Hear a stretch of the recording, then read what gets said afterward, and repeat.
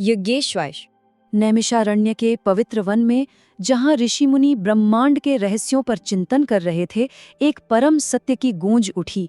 ये घोषणा हुई कि भगवान ने अपने 7वें अवतार में प्रजापति रुचि और उनकी धर्मपत्नी आकुति के गर्भ से यज्ञ के रूप में जन्म लिया है, और उन्होंने अपने याम नामक पुत्र देवताओं के संग मिलकर स्वयंभुव मनवंतर की रक्षा की थी। जब ये वृतांत सुनाया गया तो वहां उपस्थित प्रत्येक मनीषी के हृदय में उस यज्ञेश्वर के शौर्य के मूल रहस्य को जानने की एक तीव्र इच्छा जागृत हो उठी। तो चलिए उस महान रक्षा और यज्ञ के वास्तविक मर्म को समझने के लिए हम सब मिलकर उस महापराक्रमी गाथा की ओर चलते हैं। इस कथा को हम 6 भागों में देखेंगे। सबसे पहले यज्ञ का प्राकट्य, फिर अधर्म की छाया का उदय, उसके बाद ब्रह्मांडीय टकराव का आरंभ, फिर शक्तियों का महासंघर्ष, प्रकाश की अंतिम विजय और अंत में उस विजय से मिलने वाला शाश्वत पाठ। ये सब उस काल में आरंभ हुआ जब स्वयं भू मनु पृथ्वी पर धर्म की स्थापना कर रहे थे और स्वयं भगवान यज्ञ का रूप धरकर उनकी सहायता करने आए थे।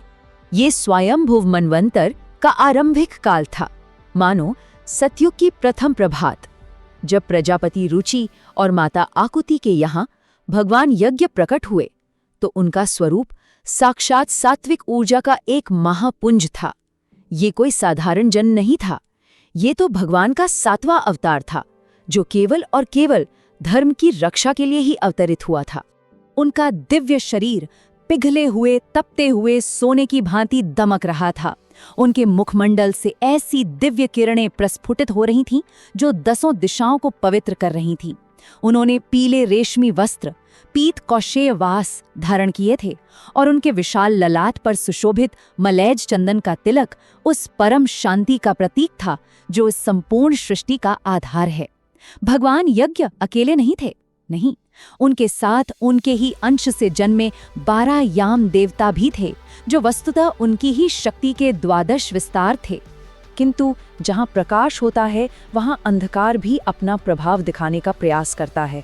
ठीक उसी समय अहंकार, मद और ईर्ष्या से जन्मे कुछ अत्यंत शक्तिशाली असुरों का प्रादुर्भाव हुआ। वे उस तामसी विक्षेप के जलते फिरते स्वरूप थे, एक ऐसी विनाशकारी अराजक ऊर्जा जिसने स्वयंभू मनवंतर के धर्म अनुष्ठानों को, यज्ञों को जड़ से नष्ट कर देने का संकल्प ले लिया था। उन असुरों का जो नायक था वो देखने में अत्यंत भयावह था। उसकी काया किसी प्रलयंकारी काले पर्वत के समान कठोर थी। उसने काले वज्र जैसा श्याम वर्ण वज्र कंचुक पहन रखा था, जिस पर अधर्म के क्रूर तांत्रिक चिन्ह अंकित थे।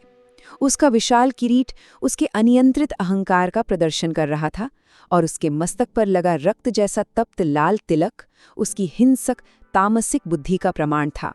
ये असुर साक्षात उस अविद्या अर्थात अज्ञान के प्रतीक थे, जो यज्ञ की सृजनात्मक सात्विक ऊर्जा को निगल जाना चाहती थी। इस प्रकार 2 महाशक्तियां आमने सामने आ खड़ी हुईं। एक ओर थे भगवान यज्ञ, जिनकी सात्विक ऊर्जा ही उनका कवच थी और उनके ललाट पर शोभित चंदन का सात्विक तिलक, और दूसरी ओर था असुर नायक, जिसकी विनाशकारी तामसी ऊर्जा, उसका काला वज्र कवच और रक्त वर्ण तप्त ललाट चिन्ह। ये धर्म और अधर्म का, सृजन और विध्वंस का एक सीधा और अपरिहार्य टकराव था। जब स्वयंभू मनु के राज्य में इन असुरों ने ऋषियों के पवित्र आश्रमों को जलाना और यज्ञ की प्रज्वलित अग्नि को बुझाना आरंभ कर दिया, तब भगवान यज्ञ स्वयं रणभूमि में उतर आए। यह सृष्टि की व्यवस्था में एक बाधा डालने का प्रयास था, एक ऐसा अपराध जिसका उत्तर देना अब आवश्यक हो गया था। ये केवल शस्त्रों का युद्ध नहीं था, नहीं, ये तो आहुति और अहंकार के बीच एक महासंग्राम था। एक ओर निस्वार्थ समर्पण की यज्ञ भावना थी और दूसरी ओर सब कुछ ध्वस्त कर देने वाला तामसी विनाशकारी अहंकार। यह टकराव कई चरणों में आगे बढ़ा। प्रथम चरण में असुरों ने अपने मलिन लौह कवच पहनकर यज्ञ रूपी परम सत्य को कुचलने के लिए अपनी यात्रा आरंभ की। द्वितीय चरण में उनके पद प्रहार से धरती कांपने लगी और उनके मुख से निकले अपशब्दों ने संपूर्ण वातावरण को विषाक्त कर दिया। इसके प्रत्युत्तर में तृतीय चरण में भगवान यज्ञ अपने दिव्य रथ पर आरूढ़ हुए, जिसके पहियों की गर्जना प्रलय के मेघों की गड़गड़ाहट से भी तीव्र थी।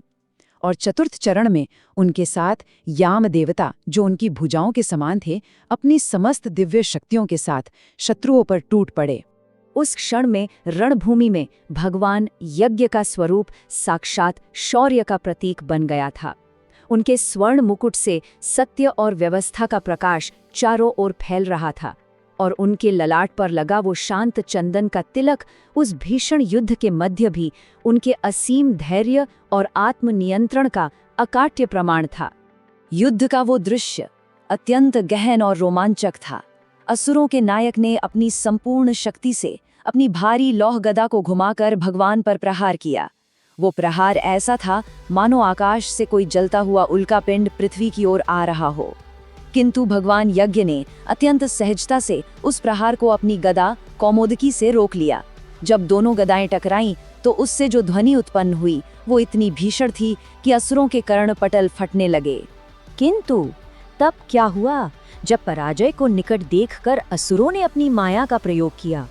उन्होंने युद्ध क्षेत्र में धूल और अंधकार का ऐसा बवंडर खड़ा कर दिया कि कुछ भी देख पाना असंभव हो गया।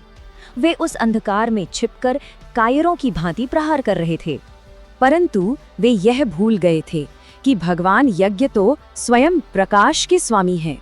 उन्होंने अपनी सात्विक प्रभापुंज को, यानी उस दिव्य तेज को जो सत्य का ही सार है, इतना तीव्र किया कि असुरों की माया से बना धूल का वो पर्दा फट गया।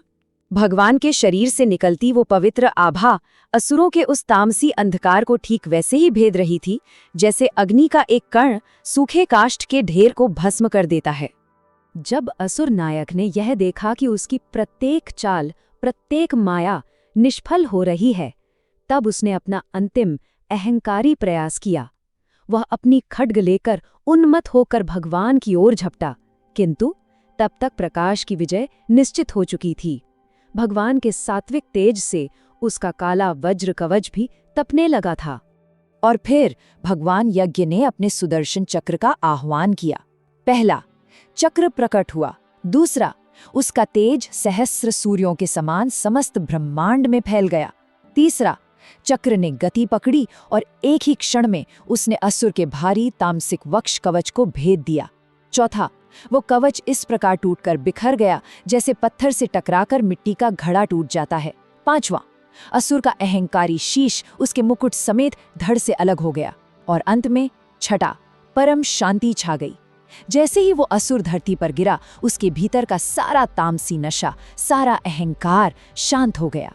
शेष बचे हुए असुरों को याम देवताओं ने पराजित कर पाताल लोक की ओर खदेड़ दिया। इस महाविजय के पश्चात स्वयंभू मनु ने भगवान यज्ञ की स्तुति की और उनके मार्गदर्शन में संपूर्ण पृथ्वी पर धर्म के साम्राज्य की स्थापना की। इस प्रकार प्रथम मनवंतर को धर्म के द्वारा सुरक्षित किया गया। अब हम वापस नैमिषारण्य की उस ज्ञान सभा में लौटते हैं। इस गाथा के माध्यम से वहां उपस्थित समस्त ऋषियों ने ये समझ लिया था कि भगवान का ये 7वां अवतार केवल एक युद्ध की कहानी नहीं, बल्कि ये तो सृष्टि के संचालन और धर्म की रक्षा का एक अत्यंत गहरा रहस्य है। उन्होंने देखा कि असुरों का वो भारी लौह कवच और उनकी विशाल सेना उन्हें उस परम सत्य से नहीं बचा सकी जो यज्ञ के रूप में प्रकट हुआ था। ऋषियों ने ये अनुभव किया कि वास्तविक सुरक्षा बाहरी वस्तुओं में नहीं है। नहीं, अब उनके वक्ष पर सुशोभित रुद्राक्ष उन्हें केवल माला नहीं बल्कि एक सात्विक उराहत्राण अर्थात हृदय की रक्षा करने वाले कवच के समान प्रतीत हो रहे थे। सच्चा और अभेद्य कवच तो केवल आंतरिक धर्मी है। उन्होंने ये जान लिया था कि ये संपूर्ण कथा एक यज्ञ मंत्र के समान है, जो जीवन के अंधकार को मिटाकर चेतना को स्वयंभूव की ओर ले जाती है, अर्थात उस सत्य की ओर जो स्वयं से उत्पन्न होता है, जो किसी भी बाहरी सहारे पर निर्भर नहीं है। इस संपूर्ण गाथा का अंतिम सार यही था कि विजय तभी वास्तविक है जब वह धर्म की स्थापना करे। असुरों की पराजय वस्तुतः उस जड़ता और अज्ञान की पराजय थी जिसने सृष्टि के चेतन सात्विक सिद्धांत को चुनौती दी थी। युद्ध का कोलाहल अब शांत हो चुका था। नैमिषारण्य की वह महान सभा अब उस विराट सत्य की साक्षी बन चुकी थी। वहां उपस्थित प्रत्येक साधक अब स्वयं को एक ऐसी आहुति के रूप में देख रहा था जिसे भगवान की उस दिव्य सात्विक ऊर्जा में समर्पित होना था, और अधर्म का भारी बोझ इस दिव्य ज्ञान की अग्नि में सदा के लिए विलीन हो चुका था।